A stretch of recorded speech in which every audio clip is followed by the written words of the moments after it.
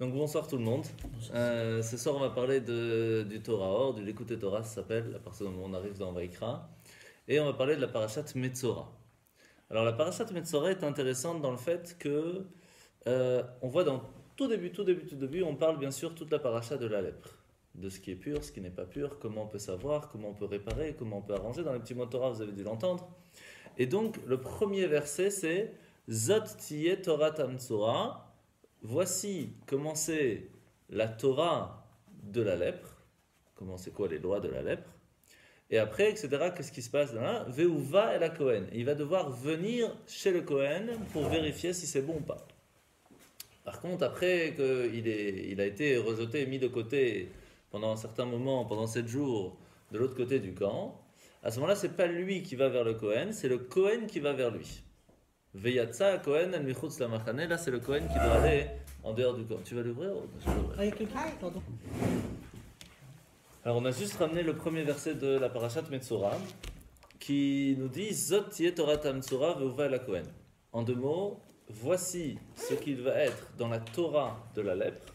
Donc, on a déjà comment ça se fait qu'on doit préciser que c'est la Torah de la lèpre. On aurait pu très bien dire voici par rapport à la lèpre. Veuva la Kohen, et il faudra l'amener chez le Kohen. Et donc, au deuxième étape, c'est qu'après qu'il est parti, lui, chez le Kohen pour vérifier si c'est bon ou pas, c'est le Kohen qui va aller voir si ça a guéri ou pas.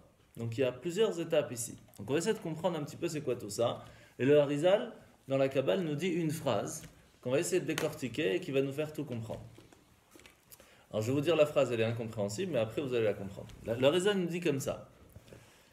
Lorsque la bina, le développement de la compréhension des choses est attaché à sa source, à la chorma, au but, au premier degré de l'intelligence, à ce moment-là, il n'y a aucun souci. Sinon, si la bina, si la compréhension des choses n'est pas attachée à sa source, alors ça n'a pas la force de repousser les parties négatives des choses et ça peut amener les taches de lèpre. Alors, on ne comprend pas vraiment ce que ça veut dire pour l'instant. On va essayer de comprendre c'est quoi chorma. C'est quoi Bina? Comment ça s'appelle? Pourquoi ça s'appelle comme ça? Pourquoi il y a des forces positives, négatives dans la Chorma? Normalement, si c'est la Chorma d'Hachem, si on parle de la Torah, pourquoi ce serait négatif? On ne voit pas le problème. Alors, quand on apprend le Tanya, un petit mot Torah, on sait qu'il peut y avoir des moments qui ne sont pas top quand on étudie la Torah, si on le fait pour soi-même, par exemple. Et qu'est-ce que ça peut amener? Ça peut amener la lèpre. À ce point, qu'est-ce qu'il y a de tellement spécial?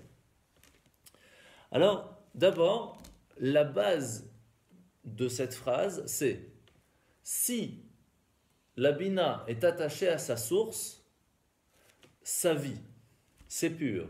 S'il est retiré de sa source, ça n'a pas de vie, c'est mort, et donc il y a la lèpre. Ça, c'est la base de la compréhension.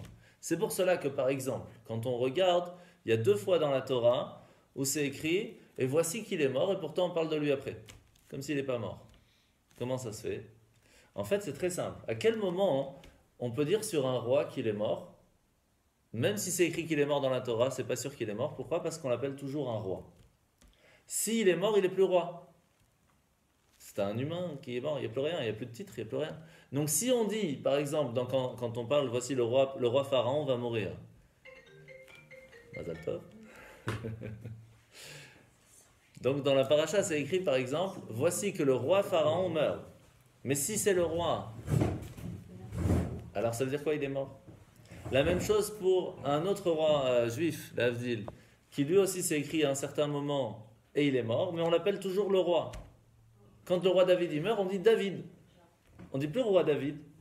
Donc comment ça se fait qu'on l'appelle roi, comme s'il est toujours vivant, et de l'autre côté on lui dit qu'il est mort? Parce que celui qui a la lèpre est considéré comme mort. Clair, celui qui a la lèpre est considéré comme mort, c'est pour cela, on sait de là que Pharaon avait la lèpre. Après, il y a toute l'histoire, pourquoi, à quel moment, etc. C'est une autre histoire. Mais de là, on voit qu'une personne qui a la lèpre est considérée comme mort. Et d'où on sait ça, d'où on comprend ça? Parce que le Harizal nous dit, si la personne, elle est attachée à sa bina, elle est attachée à sa chorma, si la personne, lorsqu'elle comprend les choses, elle attache sa compréhension, pas à sa propre compréhension, mais à la compréhension divine, alors il est attaché à la vie, automatiquement elle est vivante et il n'y a pas de souci. Mais si la personne comprend que par soi-même, sans être attachée à la chorma d'Hachem, il n'y a pas de vie, il est mort. Et donc à ce moment-là, la lèpre arrive. Ça, c'est la base de la compréhension du verset. on va essayer de comprendre de quoi on parle ici. Il faut savoir que dans la Kabbale, on apprend comment on appelle la Chokhmah, comment on appelle la Bina. On appelle ça Mochin de Abba, Mochin de Ima. Mochin, c'est le moach, c'est le cerveau. Il y a le cerveau du père, de Abba, il y a le cerveau de la mère, de Ima. Mochin de Abba, le cerveau du père, on appelle ça Chokhmah. C'est le point d'intelligence. C'est l'idée. Mais elle n'a pas de développement, elle n'est pas encore comprise, elle n'est pas encore développée. On le voit, le mari l'achète et la femme, elle sait gérer dans la maison. L'inverse, c'est plus rare. Ça peut arriver, c'est pas impossible qu'un homme, il n'est pas bina. L'homme et la femme ont chokhmah et bina. Mais généralement, dans la source de la création d'un homme, il est plus chokhmah. La base de la source de la création de la femme, c'est plus bina. Donc, quand on parle mochin de Abba, c'est chokhmah. Quand c'est mochin de Ima, c'est bina. Ok? Et la Kabbale nous dit, à partir du moment où il y a un mochin de Abba, qu'il y a le point de compréhension des choses, mais qui ne s'est pas encore développé, puis il y a un développement grâce à la femme, on peut arriver à la simcha, on peut arriver à la joie. Quand on dit la joie en règle générale, c'est tous les sentiments. Tous les sentiments peuvent arriver seulement s'il y a une réflexion derrière, comme on l'apprend dans le Tanya. À quel moment une personne peut véritablement faire la Torah comme il le faut? Seulement s'il y a une kavana, s'il y a une réflexion. À ce moment-là, il y a un certain sentiment qui se crée et tout peut se faire comme il le faut. Donc jusque-là, c'est bon. En fait, pour résumer, on a le point de compréhension, ça c'est le père, la mère qui vient développer, qui va créer des sentiments. Comment on appelle ça les sentiments en règle générale dans la Kabbale? On appelle ça le ratso. Vous vous rappelez, on a appris avec Abraham qui voulait s'attacher à Hachem, donc il avait beaucoup de sentiments de chesed, d'ahava, et puis il y a la crainte qui vient, qui donne encore un petit, et puis après il redescend, puis il remonte comme le cœur qui monte et qui descend. On avait appris ça. Ça s'appelle ratso. Ratso, c'est monter, c'est le feu du cœur, le feu des sentiments qui essaye de s'attacher vers Hachem. Ça, c'est grâce à la femme, grâce à la bina, grâce au développement des choses, grâce à la réflexion, le cœur peut comprendre et donc vouloir s'attacher à Dieu. Mais si on n'a que c'est Dieu, alors on ne peut pas s'attacher, on n'a pas envie de s'attacher. Quand on comprend c'est quoi Hachem et tout ce qu'il nous donne et tout comment il est gentil, etc., on a l'envie d'aller vers lui et donc ça crée des sentiments. Par contre, la chokhmah, c'est différent. La chokhmah, ce n'est pas la compréhension des choses. C'est être dans la chose, voir la chose de plus proche. Parce que vouloir s'attacher, avoir le sentiment de vouloir s'attacher à quelque chose, c'est parce que la chose est loin. Comme elle est loin, on a envie de s'attacher. Donc la compréhension que Hachem, il est extraordinaire, il est tellement grand, c'est ce qui nous permet d'avoir envie de s'attacher à lui. Mais lorsqu'on est attaché à la chokhmah, à la base de la compréhension des choses, on a la source, on a Hachem, on voit Hachem à côté, on n'a pas besoin de vouloir s'attacher, on y est. Ah, encore. Donc ratso, c'est quoi? Ratso, c'est quand une personne, elle est loin, elle se sent loin de Dieu. Je fais un petit résumé. Quand une personne, elle se sent loin de Dieu, mais qu'elle comprend qu'elle est loin, elle comprend qu'elle a envie. Donc il y a un sentiment dans le cœur qui va se faire pour vouloir s'attacher à lui.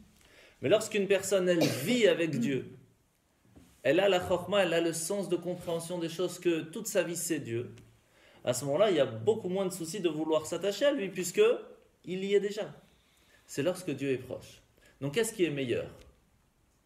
Alors ça, c'est un petit peu, si vous voulez, une personne qui a le feu comme ça, je veux, qui peut s'éteindre aussi très vite. Et une personne qui est plutôt calme, réfléchie, mais qui fait toutes les choses bien droites et comme il faut.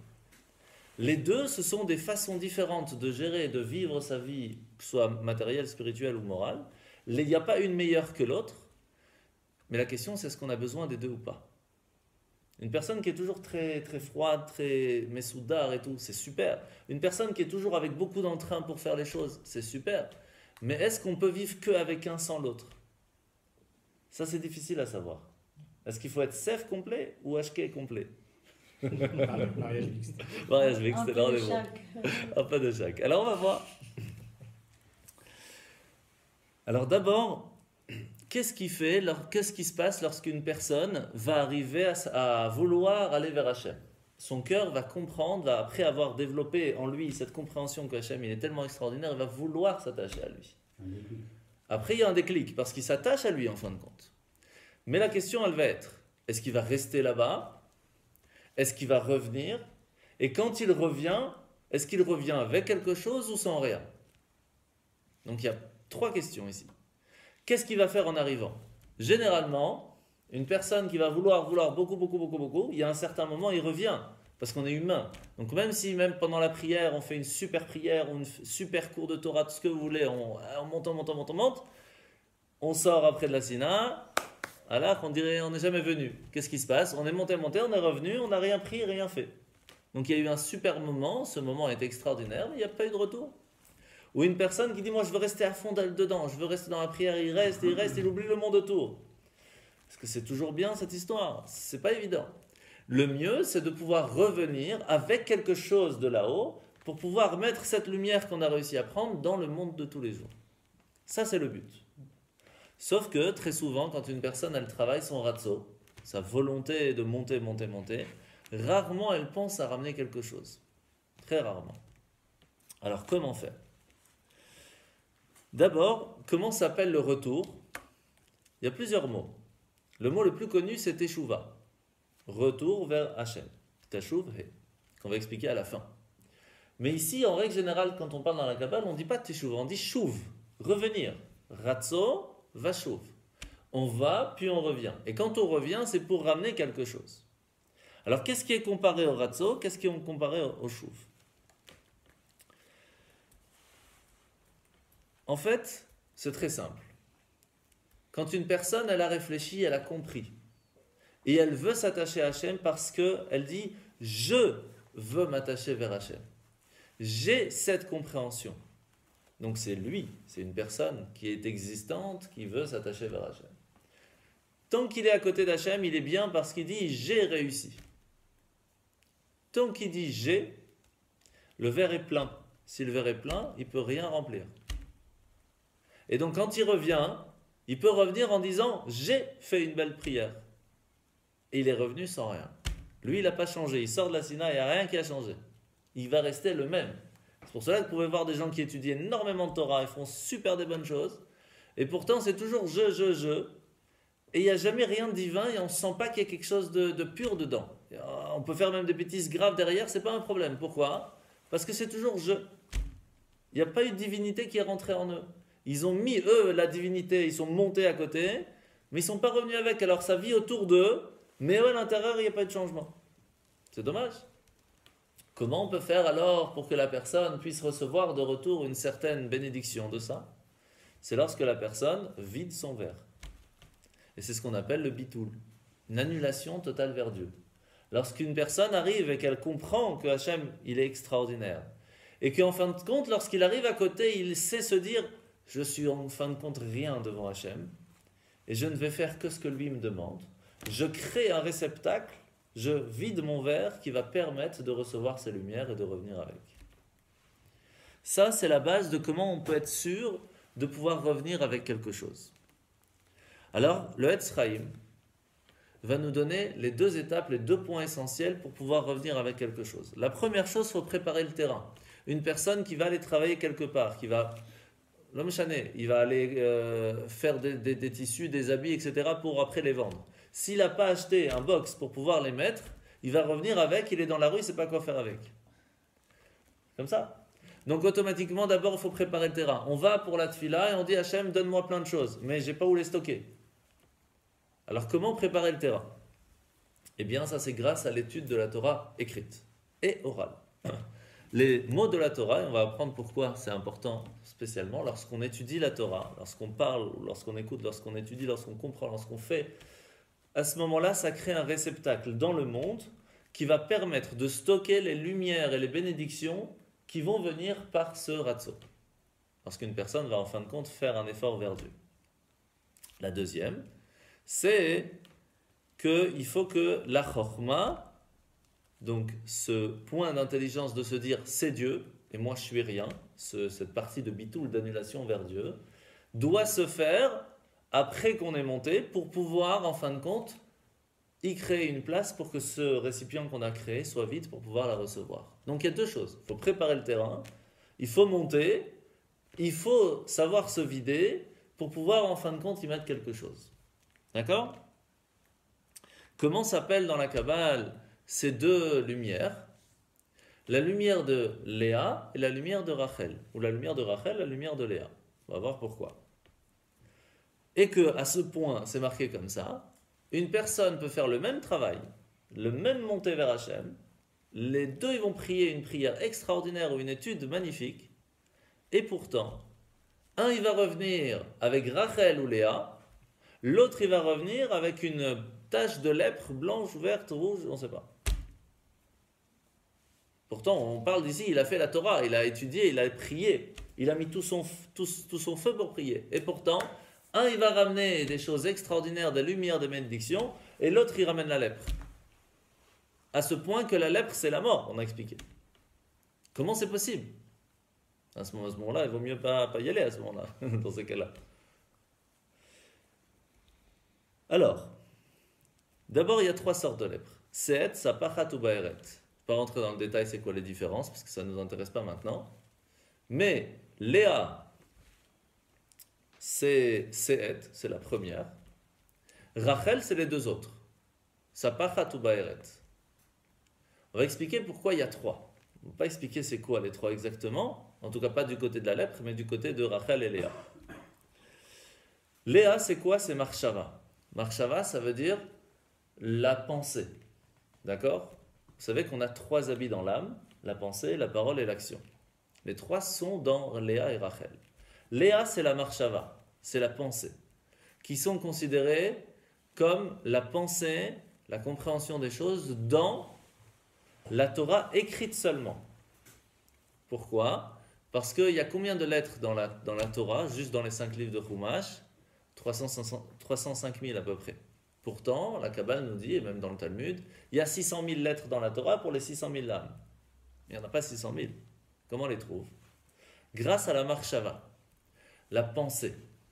On sait que lorsque, par exemple, on écrit un mot avec un cholam, donc on le lit O, d'accord? Chalom, on peut l'écrire de deux façons, chalom. Chet, lamed, mem, ou chet, lamed, vav, mem. Dans la Torah, des fois, il y a le vav, des fois, il n'y a pas le vav.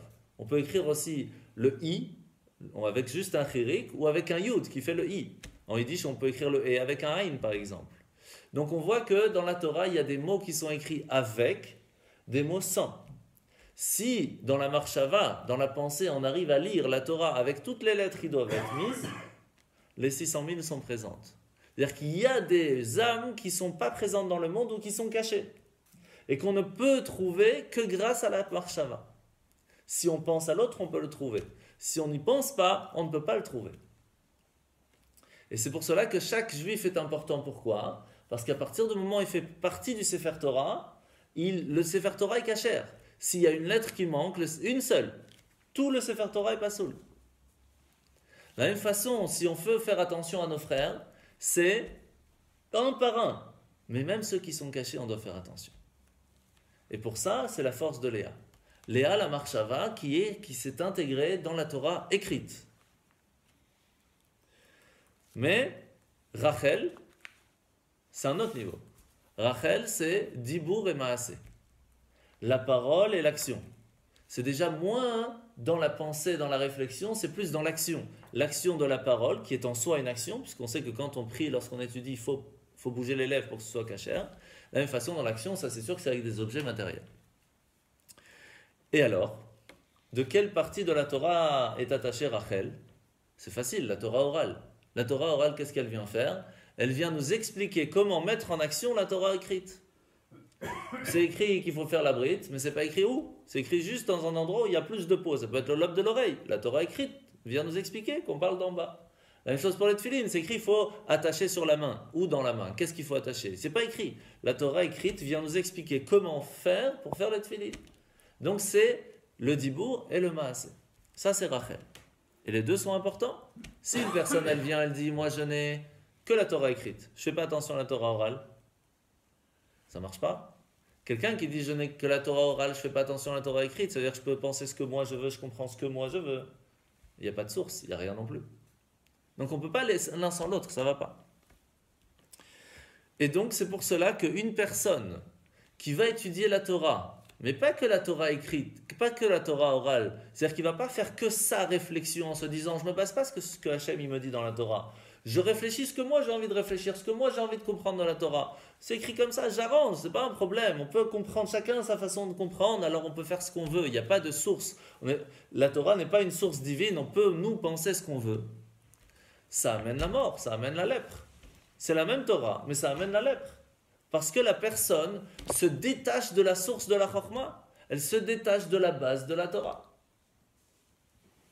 Donc maintenant, vous comprenez qu'est-ce que ça veut dire quelqu'un qui vient, qui dit « Moi, je fais ce que moi, je pense avoir compris dans la Torah, et pas ce que les sages, eux, nous ont expliqué dans la Torah orale, qui explique la Torah écrite. » Parce qu'eux, ils se sont basés sur la source. Qui en est nous pour vraiment comprendre qu'est-ce qui était marqué dans la source? C'est très difficile. Et donc, une personne qui vient, qui commence à expliquer ce qu'il veut dans la Torah et qui fait ce qu'il veut, alors c'est très bien. Mais le problème, c'est que ça amène la lèpre et la mort. À la différence d'une personne qui va rester attachée à sa source, que là, ça amène la vie. Et donc, une personne qui reste attachée à la source divine amène Rachel et Léa, amène que sa pensée, sa parole et son action seront vivants. À la différence d'une personne qui ne veut pas s'attacher à la source divine, qui ne veut pas s'annuler, comme on a expliqué, une personne, il monte, il apprend plein, mais il ne s'annule pas devant Hachem. Il revient qu'avec sa propre compréhension. Et donc, il n'y a pas de source divine, il amène la mort. Chaval. C'est pour cela que le mot tsarat vient du mot saguru, seguru, qui veut dire fermer. Une personne qui ferme la possibilité à la Chokhmah d'Hachem, à la source divine, à la source de la Chokhmah, à la source vraiment de la divinité d'Hachem, qui se trouve dans la Torah, elle ferme le robinet pour ne dévoiler que ce qu'elle comprend. Automatiquement, ça amène pas Rachel et Léa, ça amène Seet, Sabachat ou Baeret, ça amène toutes les parties de lèpre. Et donc, pour résumer, qu'est-ce qui est le problème ici? C'est quand il y a ce « j'ai compris ». Je fais. Tant qu'il y a cette yeshut, cette façon de dire « je », automatiquement, il n'y a pas de Hachem. Comme Hachem nous dit cette phrase très simple, très classique, « Si tu te trouves dans la pièce, je ne peux pas être avec toi. Si tu penses avoir une existence par toi-même, je ne peux pas être à côté. Je ne peux pas être avec toi, je peux être que si tu me laisses une place. Mais si tu penses vivre par toi-même, que c'est que parce que tu travailles que tu as cet argent, parce que tu vas au meilleur médecin que tu vas guérir, que parce que si à toi, alors il n'y a pas moi. Donc la même chose pour l'étude, la même chose pour la prière. On prie à Hachem, mais on dit mais c'est moi qui prie. C'est moi qui, c'est moi je. Ça va pas.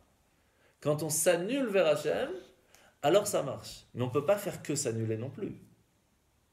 Parce que si on fait que s'annuler sans avoir réussi à travailler ses sentiments, alors les sentiments ne vont jamais non plus changer. Il n'y a que de l'annulation, annulation. Le moment où on arrête de s'annuler, il n'y a aucun travail personnel. Donc les deux sont importants. Et c'est pour cela que malheureusement, une personne qui met que ses sentiments en travaux peuvent revenir de cela et être pire qu'avant d'être parti, parce qu'il peut se sentir quelqu'un de meilleur. Comme vous connaissez cette histoire du jeune homme qui vient voir le Rav et dit « Je voudrais faire un shidour ». Alors il lui montre une jeune fille.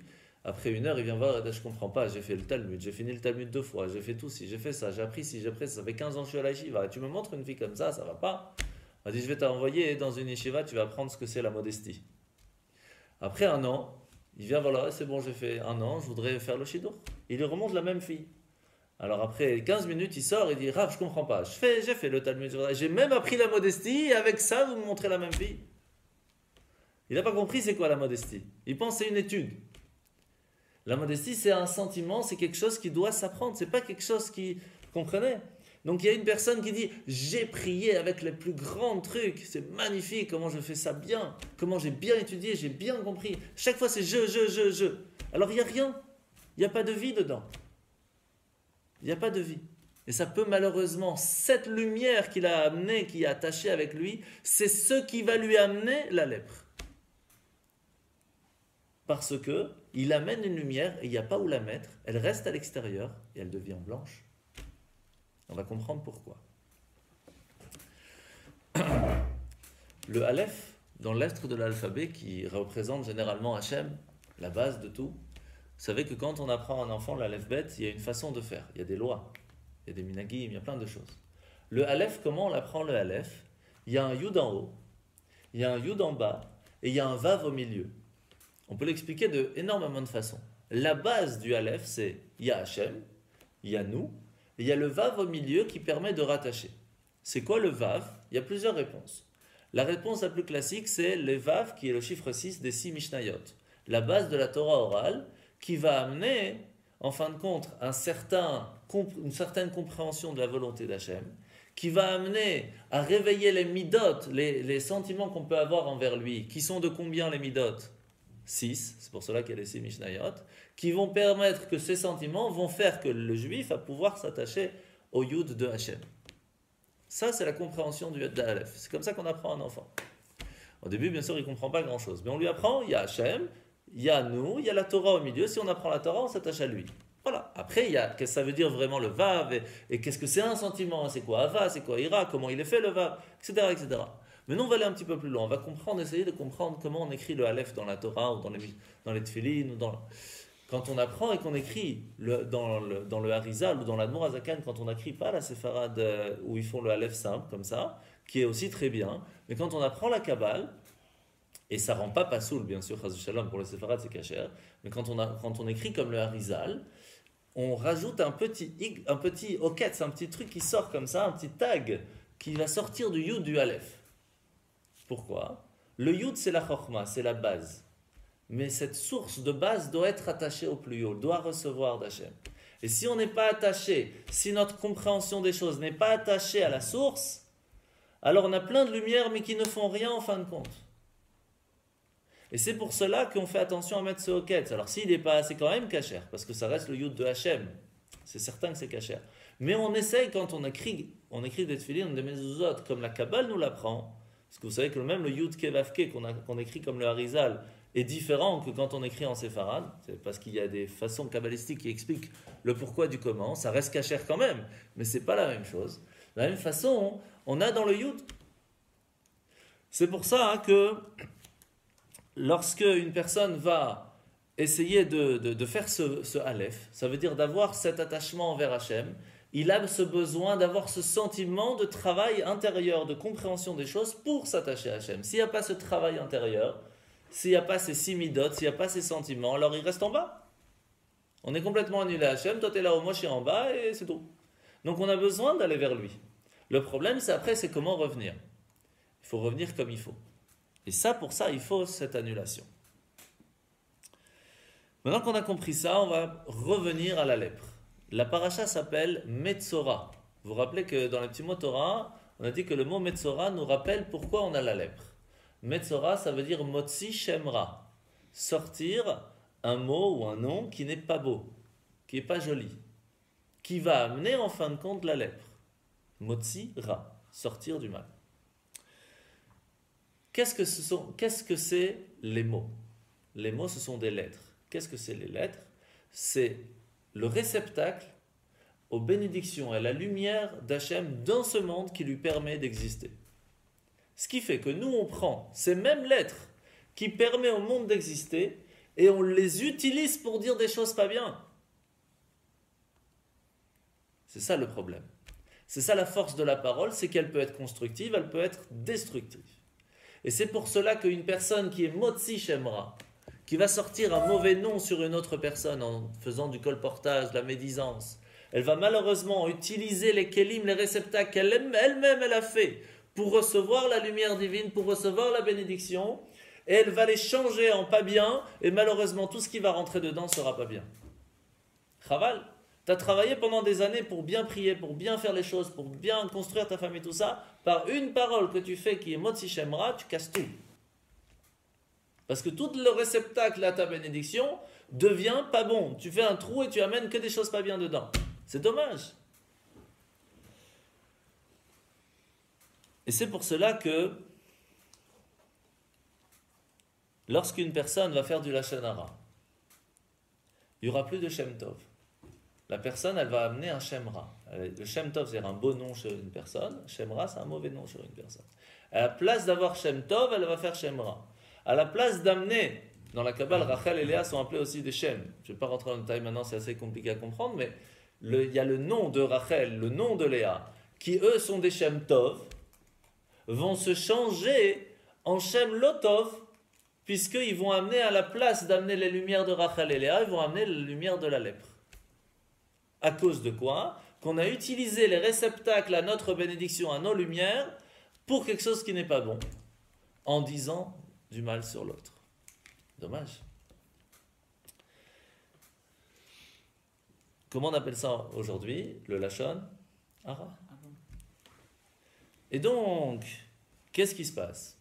La source de la bénédiction que nous on a, qui vient sur nos trois vêtements, qui sont la pensée, la parole et l'action, ça vient nous aider pour que notre pensée soit pure, que notre parole soit pure et que nos actions soient pures, et que par cela amène des bénédictions qui sont bonnes, vont devenir pas bien. À cause de quoi? À cause du Lachon Hara. Parce qu'à la place d'amener la bénédiction de Léa qui fait attention à que notre pensée elle soit pure, à cause qu'on n'a pas bien parlé, alors celle de Rachel, que ce soit la parole et l'action ne vont plus être pures, tout le reste sera pas bon. Tout ce qui vient avec après n'est pas bon. Et ça on le voit en fait dans la Torah plusieurs fois. Par exemple dans le Dor Haflaga, lorsqu'on parle du temps du déluge, on voit, c'est écrit Venaas elanu Shem. Nous, on n'a pas besoin de Dieu, on peut se faire un nom par soi-même. Ou alors les Néphilim, Anshe Hashem. Les Néphilim, c'est les anges qui sont descendus, qui ont voulu dire, ils ont dit, nous, on peut faire par nous-mêmes, on est très forts, t'inquiète. Et on les appelait les hommes de Dieu, Anshe Hashem. Donc ce Shem-là, qui peut être très problématique, ou il peut être super pur comme un ange, et qu'en fin de compte, il descend, il est catastrophique. La même chose qu'une personne, elle essaye de faire comme un ange, et elle descend, elle est catastrophique. Ou Korach. Korach, qu'est-ce qu'il a fait Korach? Il a dit à Moshe, pourquoi ce serait Aaron le grand prêtre? Pourquoi c'est pas moi? Moi je suis Lévi. Pourquoi pas? Quel problème? Le Lévi il est aussi comme le Cohen un petit peu. Quelle différence? Pourquoi pas? Moi aussi j'ai envie. Et en soi c'est bien de vouloir être comme le grand prêtre. C'est pour ça que la paracha s'appelle Korach. C'est-à-dire que l'envie de s'attacher vers Hachem est bon. Le problème il est que quand on fait un ratzo, on s'attache vers Hachem, on veut aller vers Hachem, mais on veut le faire que pour soi-même, que pour son propre... comment on dit? Comment? Ego, exactement, voilà. C'est un chose. En fin de compte, qu'est-ce qui se passe? C'est lui qui me donne en général les bons. Il est bon. Alors à ce moment-là, qu'est-ce qui se passe? Et ben malheureusement, ça lui est retombé sur la tête. Parce qu'Hachem, il a ouvert la terre et il a été englouti dans la terre. Parce que le retour n'était pas bon. Il est monté, je veux Hachem, mais je veux être à côté d'Hachem, je veux faire, toujours je. Donc quand il est revenu, c'était toujours je, il n'y avait rien d'Hachem, il n'y avait rien de divin. C'est ça le problème. Alors que s'il avait dit, je veux faire pour Hachem, pour pouvoir amener une certaine lumière dans le monde, mais pas moi, je veux être l'intermédiaire d'Hachem dans ce monde, comme Aaron à Cohen, que lorsqu'il vient pour parler et pour bénir le peuple, qu'est-ce qu'il dit? Il dit, mais je ne suis rien devant Hachem. Comment je peux moi bénir? Alors je demande à Hachem qu'il passe par moi pour vous bénir. C'est ça le Kohen. C'est le bitoul, c'est l'annulation vers Hachem pour bénir le peuple, pour donner au peuple. C'est revenir avec une bénédiction pour le peuple. Et ça, le Lévi, ce Korach, n'a pas compris ça. Il a dit, je veux et être le ratzo et faire le show. Oh, tout en même temps. Ça va pas. Il y a un problème ici, il y a quelque chose qui ne va pas. Et Korach aussi est appelé aussi Anshe Hashem, parce qu'il a voulu être l'homme de Dieu, mais il n'a pas fait ça bien, parce qu'il voulait lui être. C'est ça le problème lorsqu'une personne n'est pas attachée à la source. Elle est attachée que à sa source à soi-même et pas à la source d'Hachem. Elle oublie la base qui est que tout est fait pour Hachem. À ce moment-là, malheureusement, ça n'amène pas une bonne lumière. Et cette lumière peut être destructive au point que ça peut amener la lèpre, au point que ça peut être englouti par la terre. C'est ça le problème. Maintenant, on comprend pourquoi est-ce que c'est écrit Zot tiye Torah ta Metzora veuva la Kohen. Que cette Torah de Metzora, on va expliquer pourquoi Torah tout de suite, on doit l'amener chez le Kohen. Parce qu'une personne qui a fait beaucoup de ratzo, qui a voulu s'attacher à Hachem, qui a beaucoup étudié, mais qui en fin de compte elle a ramené sur lui la lèpre, ça veut dire qu'elle a fait quelque chose de bien, mais comme elle l'a fait pour lui-même, ça s'est mal intégré dans son corps. Parce qu'il n'a pas fait le réceptacle qu'il fallait. Donc il faut qu'il aille chez qui? Chez le Kohen, apprendre ce que c'est l'annulation. Apprendre à s'annuler vers Hachem et automatiquement réparer sa lettre. Sa lèpre. Et sa lettre aussi, puisque c'est la lettre qui était le problématique, le réceptacle à la lumière. Maintenant,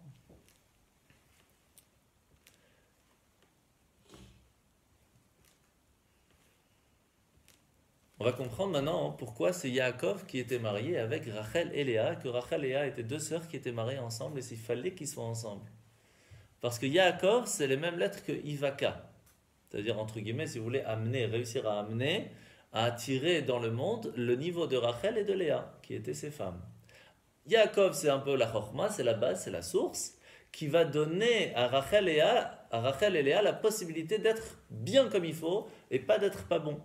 C'est grâce à Yaakov, grâce à la chorma, grâce à la base de Mochin de Abba, vous vous rappelez qu'on a pris le cerveau du père, celui qui est la source en fin de compte de tout, qui va donner la possibilité au développement de cette source d'être pur et de ne pas être à l'inverse une chose personnelle.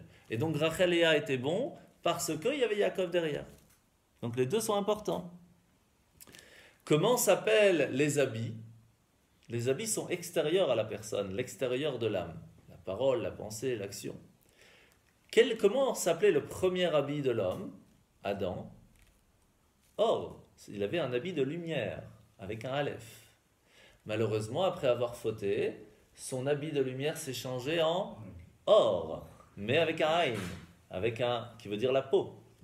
Ce qui fait qu'une personne qui a un problème d'habit, un problème que de l'intérieur il veut s'attacher vers Hachem, mais il n'a pas travaillé son habit extérieur, il n'a pas de réceptacle à ça, la lumière d'Hachem ne peut pas s'intégrer en lui, et donc ça touche quoi? Son extérieur, sa peau. C'est pour cela que la personne reçoit la lèpre sur sa peau. Mais d'abord, ça ne commence pas direct par sa peau. D'abord, ça va sur la maison, sur son habit extérieur, le plus loin possible, pour lui dire fais attention, tu as un problème dans tes réceptacles, c'est pas au top. Après, ça va sur les cruches, si ça va toujours pas sur les habits. Et si tu comprends toujours pas, ça vient sur ta peau. Et là, c'est foutu parce que là, tu es plus pur. C'est problématique.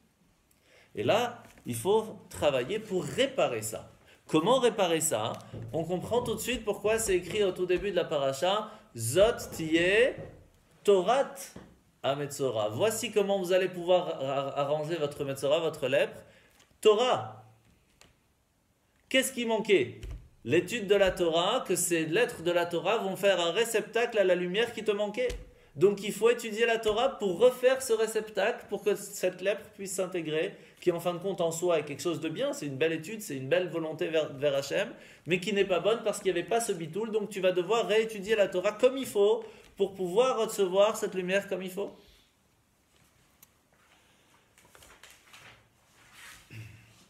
Et vous connaissez cette phrase de Shlomo HaMelech qui dit « Tov Shem Mishem En Tov ». Ça, en général, on dit ça lorsqu'une personne elle est partie de ce monde. C'est mieux une personne qui a un bon nom qu'un bonne huile. S'il avait beaucoup d'argent, ça ne change pas à grand-chose, puisqu'en fin de compte, le bon nom, c'est ça qu'on va parler au moment de la personne elle est partie. On ne dit pas « ouais, il était riche, il a fait plein de voyages », on s'en fout de ça. C'était quelqu'un de bien, de gentil, qui a bien... Voilà. Ça, c'est ce qu'on parle, c'est ce qui reste de la personne. Mais quand est-ce que le Tov Shem, quand est-ce qu'une personne peut avoir un Shem Tov? Si Yashem en Tov. Si une personne elle a bien étudié la Torah, alors son Shem, sa bénédiction qui va venir, va être Tov.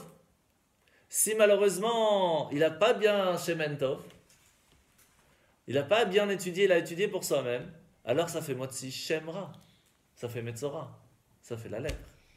Donc Tov Shem, Mishem en Tov. C'est-à-dire qu'une personne qu'on voit, même que pendant sa vie il a beaucoup étudié, on ne sait pas si son étude a été Tov ou pas. Parce qu'aujourd'hui, il n'y a plus la lèpre. Donc on ne sait même pas si aujourd'hui notre étude elle est bien ou pas.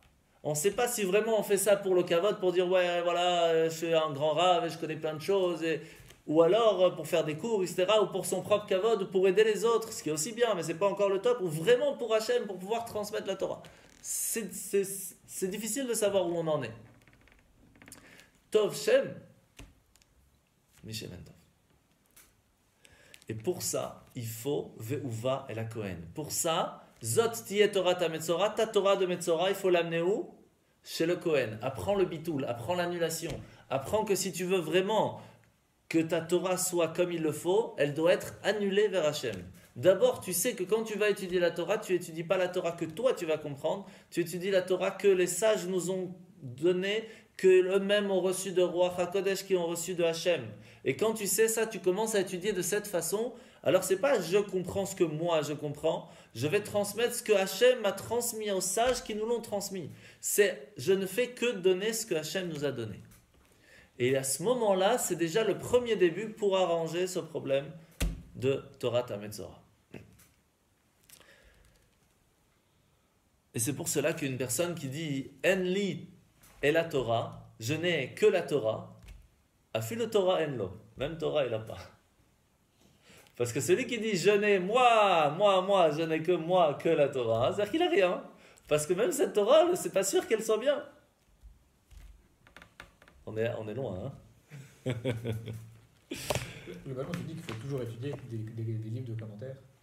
Ça veut dire Tu dis, globalement, si tu étudies la Torah tout seul, en disant moi je suis le plus fort du monde et je vais comprendre par tout seul, ça c'est pas ok. Alors, ça dépend comment tu étudies et pourquoi tu étudies. Dans Pirkei Avot, il nous dit qu'il y a plusieurs façons comment on étudie. On peut étudier pour l'étude. C'est très bien, donc Hachem va t'aider à étudier. Une personne qui va étudier pour comprendre et faire. C'est super. Il y a une personne qui va étudier pour transmettre. Une personne qui va étudier pour lui, pour transmettre et pour faire. Le mieux, c'est le dernier. Parce que celui qui va pour faire, comme il y a un but qui est précis en fin de compte, Hachem va l'aider à comprendre, à transmettre et à faire. Quand une personne va étudier, elle peut étudier en se disant « je vais apprendre par moi-même, par Internet, par des trucs, tout ça, c'est super ». Mais tant qu'on ne sait pas, qu'on n'est pas conscient du fait qu'on ne peut pas tout comprendre seul, alors on a ce blocage qu'on n'est pas sûr si notre Torah elle est pure ou pas. À la seconde où on se dit j'ai appris, mais je vais quand même poser des questions, je vais aller voir, peut-être oui, peut-être non, etc. Et c'est pour ça que c'est important d'apprendre à deux. Alors bien sûr qu'on peut apprendre seul, c'est pas un problème, mais toujours à deux. Pourquoi ? Parce qu'à ce moment-là, l'autre il va nous dire mais ce que tu dis c'est pas sûr que ce soit bon, parce que moi j'ai compris différemment. Et généralement toujours l'autre comprend différemment. Mais le but il n'est pas de chercher à comprendre. Le but il est de chercher à savoir et à comprendre la vérité de la Torah. Ce qui n'est pas toujours le cas de la compréhension humaine. Donc une personne a compris quelque chose. C'est peut-être très juste, très logique, très compréhensible. Mais ça ne veut pas dire que c'est ça la vérité de ce qui est marqué là-dedans. Et vous voyez très bien, quand on lit un verset, on peut le comprendre de tellement de façons que est-ce que c'est vraiment ça qu'on attend de nous maintenant ? Donc chercher à comprendre vraiment la Torah, on peut le faire de énormément de façons. Mais une personne qui vient et dit « j'étudie la Torah pour Hachem ». Bitoul, pas de bitoul. C'est le Kohen. Chokhma, je m'attache à Hachem. Je suis à côté d'Hachem. L'homme échange ce que j'ai, je suis à côté d'Hachem. Je suis dedans. Après, on ne peut pas s'arrêter à ça. On se doit d'aller comprendre, on doit avoir des sentiments, on doit avoir ce ratso. Mais quand on arrive au ratso, quand on arrive à comprendre les choses, on arrive à une certaine compréhension, à un certain niveau, on peut très facilement arriver au problème de « j'ai compris ». Et là, on doit revenir à la base, bitoul. Et on doit tout le temps jouer avec les deux. Si on s'arrête que à un, que à j'apprends seul pour Hachem, on ne peut pas évoluer. C'est la personne qui est en bas, il a son yud, toi tu es là-haut, moi je suis en bas, je pense à toi, mais Adkan. C'est bien, mais ça ne suffit pas. Il faut avoir le vav au milieu du aleph qui nous relie. Et ça, c'est les sentiments. Pour ça, il faut avoir de la compréhension. C'est la force de la femme qui vient développer tout ce qu'il y a dedans. Et si on n'a pas cette compréhension des choses, on ne peut pas grandir. Mais le souci, quand on commence à grandir, c'est où j'en suis maintenant. Est-ce que je grandis pour grandir ou alors je vais revenir avec quelque chose? Et c'est ça qu'Hachem nous dit. Fais attention quand tu reviens. Fais attention avec quoi tu reviens. Ok? Et c'est pour cela que c'est vrai que la première étape c'était Veuva la Kohen. Il faut aller chez le Kohen, apprendre le bitoul, apprendre l'annulation. Mais on doit après Veyatsa Kohen Michutz la Machane. Après la deuxième étape c'est que le Kohen c'est lui qui sort. C'est étonnant.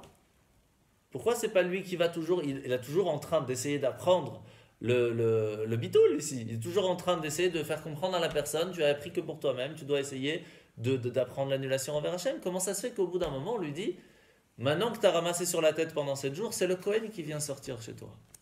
Qu'est-ce qui se passe? En fait, on pourrait penser que la lumière qui était amenée jusqu'à la peau, qui n'était pas bien amenée en fin de compte parce qu'on a pensé qu'à soi-même, on aurait pu, et c'est une erreur de penser, mais ça aurait pu être très logique, faire un réceptacle à l'intérieur de soi-même, être annulé à Hachem, comprendre qu'on a fait une bêtise, et à ce moment-là, la lumière traverse la peau et arrive en nous. Et la plaie de la lèpre s'enlève. Ce serait logique. Puisque le problème, c'est qu'elle s'était arrêtée à la peau, qu'elle ne pouvait pas rentrer. Donc on a fait un réceptacle, on a appris l'annulation, on a compris qu'il fallait tout faire pour Hachem et pas pour nous. Automatiquement, les pores de la peau s'ouvrent, si vous voulez, ça a une image. La lumière réussit à passer, on est bon. Et Hachem, il nous dit non. On ne peut pas s'arrêter à ça. Pourquoi? Parce que pour pouvoir réussir à faire teshuva, c'est ce qu'on demande à la personne, il faut tashuv he. Tashuv he. Le he, c'est quoi? Vous savez que dans le nom d'Hachem, il y a Yud, le he, le vav, le he. Le Yud, c'est la chorma, c'est le bitoul, c'est le premier Yud d'Hachem. Le he, c'est le développement de ce Yud, c'est la bina. Et teshuva, c'est revenir au he. Donc il faut revenir à la même compréhension, à la même influence, à la même étude qu'on avait avant, pour pouvoir se rattacher au Yud. Mais une personne qui veut dire juste je refais mon Yud, mais le He que tu as amené, il est toujours pas bon, il est toujours pas attaché à sa source. Tu dois retourner au même niveau que tu étais avant, refaire ce même prière, avec la même force, refaire cette même étude, ces mêmes actions, les mêmes choses que tu as fait avant, repartir au niveau où tu étais, et quand tu y arrives, l'attacher au Yud. Et là, la lèpre s'enlève. Donc il y a deux travaux ici. On ne peut pas s'arrêter juste à apprendre le bitoul, et ça suffit. On doit refaire exactement ce qu'on a fait avant, qui a amené cette lumière qui n'était pas attachée à Hachem, qui s'est complètement séparée, et qui ne peut plus arriver chez toi. Parce que la lumière d'Hachem, elle arrive là. Et toi, elle ne peut plus, elle est là, elle est bloquée, elle t'embête, elle est extérieure à toi. Tu dois revenir là où tu étais et la tirer pour la ramener vers toi. La remettre sur les rails. Tu ne peux pas t'arrêter à juste faire le réceptacle. Et c'est pour cela qu'il y a les deux étapes. Tu dois toi aller vers le Kohen, apprendre l'annulation. Mais quand tu as appris ce que c'est l'annulation de Dieu, envers Dieu, tu dois repartir. Le Kohen va aller vers toi. Ça veut dire que là, tu dois repartir vers la Bina, repartir faire les mêmes choses pour pouvoir, quand tu arrives là-haut, faire cette annulation que tu as appris du Kohen. Et à ce moment-là, lorsque le Kohen vient te voir, il vérifie si tu as fait le travail, si le Yud, la partie du Kohen, tu l'as faite ou pas. Et si tu l'as faite, alors il peut te rendre pur. Et si ce n'est pas toujours fait, alors il repart le Kohen. Le travail n'est toujours pas fait. Il va revenir encore une fois après pour vérifier si c'est bon ou pas. Mais c'est pour cela que c'est Teshuva. Teshuv He. Donc en fin de compte, on a dit qu'il y avait le Kohen et le Lévi. Quel était le problème en fin de compte de Korach, le Lévi? Pourquoi il ne pourrait pas faire le travail du Kohen? Pourquoi Korach, c'était problématique? Il faut savoir qu'il y a une phrase qui dit que le Kohen sans le Lévi ne peut pas faire grand-chose. Pourtant, dans le temple, c'est le Kohen qui fait le gros du travail. Sans Kohen, il n'y a pas de temple. Mais le Kohen sans Lévi ne peut pas faire grand-chose. Pourquoi? C'est simple. On l'a vu vers la fin du deuxième temple, où à un certain moment, Hachem il a dit aux Juifs, « Mais qu'est-ce que je m'en fous des animaux que vous venez m'amener à manger? Est-ce que j'ai besoin de manger? Est-ce qu'il a besoin de manger? Pas du tout. » Donc ce n'est pas le moment d'expliquer pourquoi on a besoin des animaux, tout ça. Mais quel était le problème ici? C'est que les personnes amenaient un animal, ils faisaient exactement annulation envers Dieu de qu'est-ce qu'il fallait faire, mais sans sentiment. Il faut faire, je fais, tac, il faut mettre les tefs, j'ai mis les tefs, il faut faire le capier, je fais, c'est bien.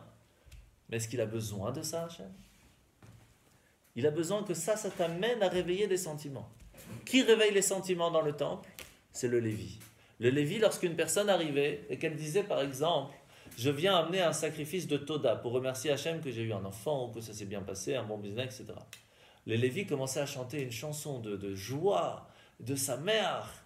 La personne ressentait un amour vers Hachem qui se réveillait en lui, que quand la personne amenait le korban était accepté directement. Quand une personne arrivait et qui disait j'ai fait une bêtise, j'ai transgressé Shabbat sans faire exprès, les Lévim chantaient une chanson très triste qui touchait le cœur à un point que la personne pleurait, elle ne savait plus où se mettre. Et lorsqu'il amenait le korban, c'était avec un cœur pur. Et donc le korban était accepté. Donc le Kohen, c'est le travail, c'est la base, c'est la chokhma.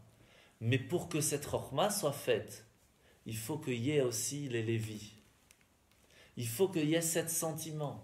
Et donc on ne peut pas s'arrêter, comme je t'ai dit tout à l'heure, on ne peut pas s'arrêter à que faire les choses. On doit les faire, on doit étudier avec la volonté de s'attacher vers Hachem. Et après, par contre, une personne qui fait que ça et qu'en fin de compte, il ne va pas chez le Kohen et qui n'amène pas le sacrifice, alors il n'a pas fait le boulot.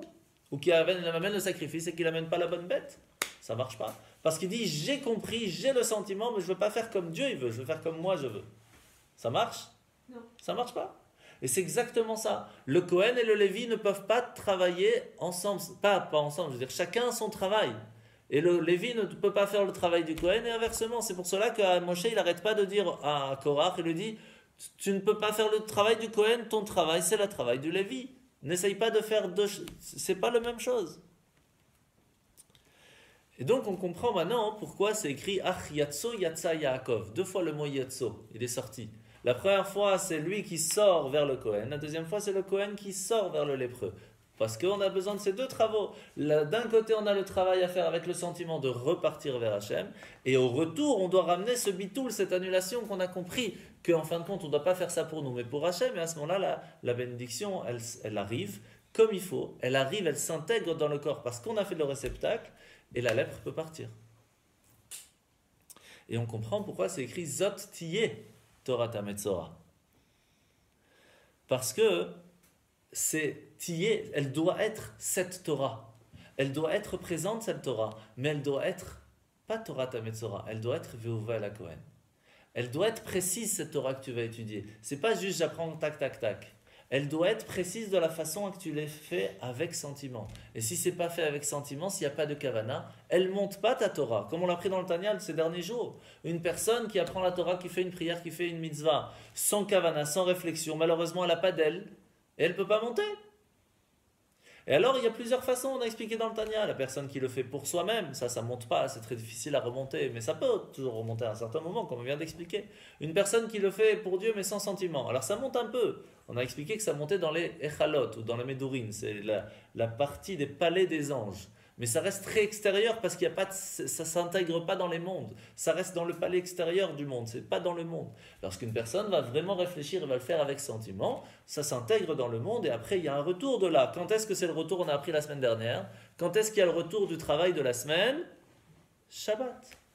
Shabbat, il y a le retour de ce qu'on a fait pendant la semaine et ce retour sera bon si pendant la semaine on l'a fait comme il fallait. Sinon, malheureusement, ce retour peut être problématique. C'est ça qu'il faut faire attention. Et c'est pour cela qu'une étude ou une mitzvah qui est faite sans kelim, sans réceptacle, c'est vide. C'est jeté, pas jeté par terre. On allume le robinet, on ne met pas de verre en dessous, c'est chaval, c'est dommage. Et c'est pour cela qu'on finit avec ça, on a fini. La chokhma, c'est comparé à dam, le sang. C'est quoi? Qu'est-ce qu'on vient de dire avec cette phrase du Harizal qui nous a dit? Une personne qui a la bina sans la chokhma. Une personne qui va réfléchir, qui va s'attacher, qui va vouloir, qui va avoir des sentiments, mais sans s'attacher à la source. Il y a un manque de vie, et donc c'est ce qui amène la lèpre. C'est quoi la lèpre? La lèpre, c'est le sang qui ne va pas à cet endroit. Un endroit vide de sang, et à ce moment-là, la peau devient blanche. Même les poils peuvent devenir blancs. À ce moment-là, il n'y a plus de vie. Vous savez qu'il y a une fois, on l'a raconté mardi, il y a une personne, un Kohen, qui a dit à sa femme, je vais être obligé de partir d'Israël pour travailler, pour essayer de trouver un travail, parce qu'on n'arrive pas à gagner ici. Tu vas devoir prendre ma place, à dire à chaque personne qui va venir si sa tsarat, si sa lèpre, elle est cachère ou pas. Comment on se fait? C'est très simple. Tu vas regarder le poil. Si le poil il est blanc, c'est que le poil ne reçoit plus de vie. Et Hachem fait attention à que chaque poil de chaque corps, de chaque personne, de chaque créature, chaque poil reçoit sa vie. Et s'il y a un poil qui manque de vie, c'est qu'il y a un problème chez la personne, on doit le mettre de l'autre côté. Alors sa femme, elle lui dit... Ça marche pas pour les cheveux. Non. Non, c'est pas le même blanc. Hein. C'est pas le même blanc. Hein. C'est pas le même blanc. Mais alors sa femme, elle lui a dit, mais je comprends pas. Si tu me dis que Hachem fait attention à ce que chaque poil de chaque créature dans le monde ait de quoi vivre, pourquoi il ferait pas attention à ce que toi, tu peux vivre ici? Et donc, il n'est pas parti d'Israël. Et donc, ici, c'est la même chose. Dans le corps, vous vous rappelez qu'on a expliqué qu'il y a toujours deux façons. La partie générale, la partie détaillée. La partie générale du corps, c'est le sang. Ça permet de faire vivre dans le corps toutes les parties de la même façon. C'est la chokhma, c'est la base, la source. On est annulé au sang, on est annulé à cette âme qui nous fait vivre. On ne peut rien faire. S'il n'y a pas le sang, il n'y a pas de vie. S'il n'y a pas la neshama, il n'y a rien. Après, il y a une autre neshama, une autre partie qui fait vivre, qui donne à chaque détail différent. Le cerveau n'envoie pas la même force à l'œil qui va envoyer la même force à la bouche, qui va aux pieds ou aux mains. Chacun va vivre différemment. Mais le sang ne va pas faire de différence. Je fais vivre chaque membre de la même façon. Lorsqu'il y a un problème dans la réflexion, c'est-à-dire qu'une personne n'a pas de sentiment vers Hachem, elle fait des choses simples, elle peut vivre, elle a son sang, mais tous ses membres sont vides de vie. Mais une personne qui va vers Hachem, qui a tous les sentiments, chaque membre de son corps, il va faire quelque chose. Mais il a oublié une chose, c'est la base. Il fait tout ça pour lui et pas pour Hachem. Le sang n'est pas bon. Il y a un manque de sang quelque part et la lèpre arrive. Puisqu'il n'y a pas de vie quelque part. Il n'y a pas la vie divine, il n'y a pas Hachem. Et c'est pour cela qu'à ce moment-là, s'il n'y a pas la chokhma, s'il n'y a pas le sang, la lèpre peut arriver. Et c'est pour cela qu'il y a cette phrase dans Eshet Chayil, Lo tira leveta mishalek kichol beta lavush shanim. Je vous traduis comme c'est marqué. La neige ne lui fait pas craindre. Alors, quand on parle de la neige, on parle aussi du blanc de cette lèpre. On n'a pas de peur de cette lèpre, si vous voulez, pour notre foyer. Pourquoi ? Parce qu'il est revêtu d'écarlate. Il a ce sang rouge qui est là et qui fait vivre la personne. Une personne qui est attachée à Hachem, qui est attachée en se disant tout ce que je fais c'est pour Hachem, pas pour moi, je le fais pour lui. À ce moment-là, on n'a pas à craindre de cette neige, de cette froideur, de cette manque de sang, manque de vie, parce qu'on peut vivre. Mais c'est pour cela que lorsqu'une personne, elle a ce bitoul, cette annulation, lorsqu'elle vit en règle générale, elle fait pour Hachem, à ce moment-là, elle peut vivre. Et c'est ça la paracha de la Metzora.